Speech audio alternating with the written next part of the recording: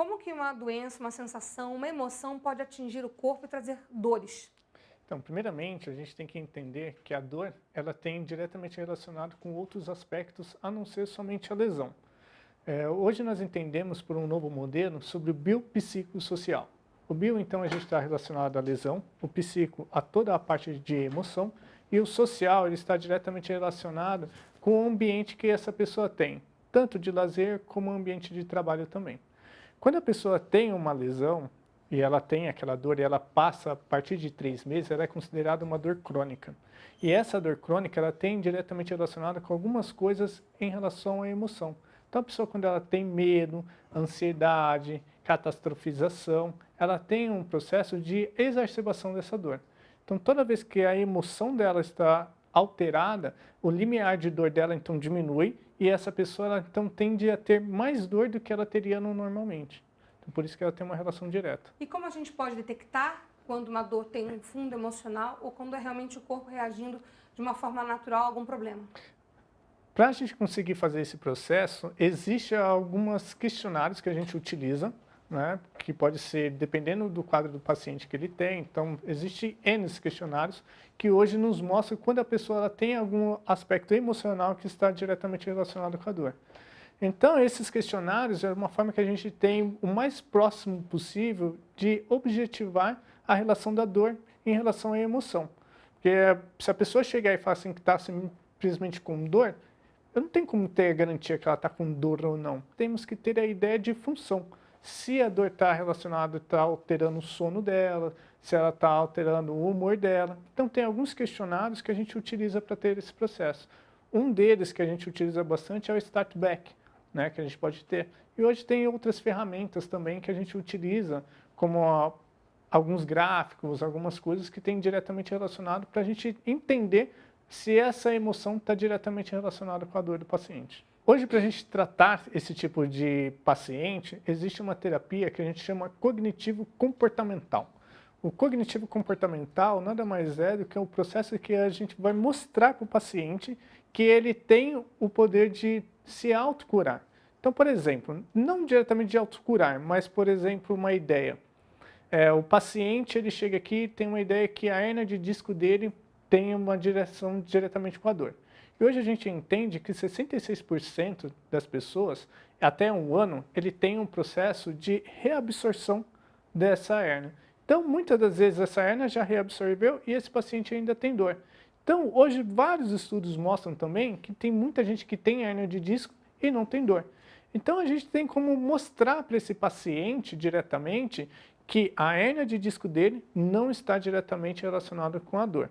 E a gente começa a mostrar para esse paciente também que quando ele está mais ansioso, a gente vai dando algumas pistas para ele. Por exemplo, eu já tive um paciente que me falou assim, qual é a sua melhor vontade que você gostaria de fazer? Ela me falou assim, eu queria ir no shopping. E eu perguntei para ela, então por que você não vai? Ela falou assim, porque toda vez que eu vou eu sinto dor e a pessoa que me acompanha acha que eu não tenho dor, que eu estou fazendo o corpo mole. E eu perguntei para ela, quantos quarteirões demora para você chegar até o seu shopping?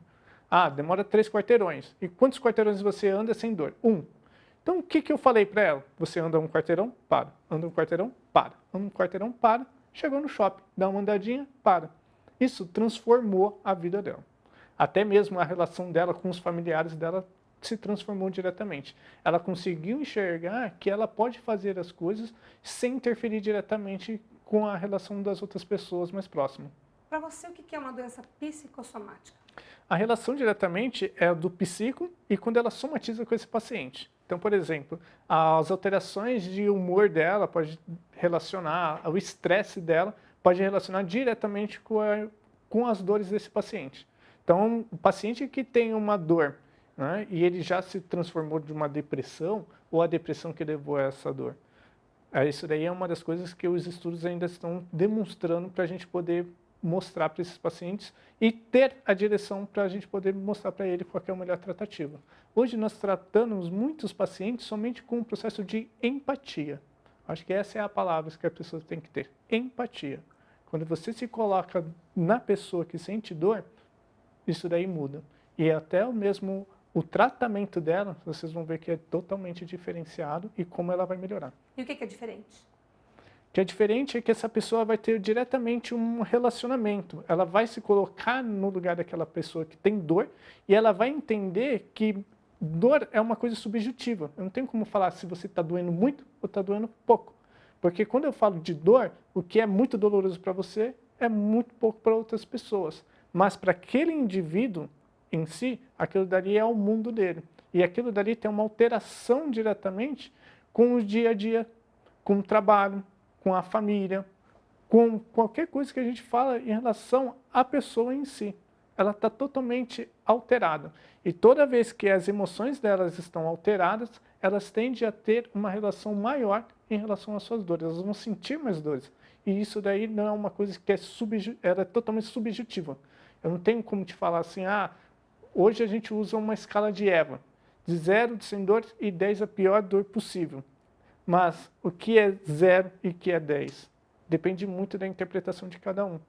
Então, quando a pessoa se coloca no lugar da outra, eu não tenho como falar, eu só tenho como abraçar.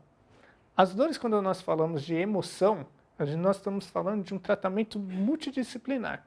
Então, você vai precisar de um psicólogo, você vai precisar de um fisioterapeuta, você vai precisar diretamente de um médico, porque hoje, quando nós falamos em dores biopsicossociais, a gente tem que entender que o paciente ele é um todo, ele não é mais somente aquela lesão.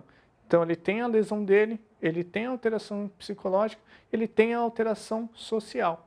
E quando nós colocamos todos esses pacientes dentro de uma equipe multidisciplinar, o resultado dele é simplesmente fantástico.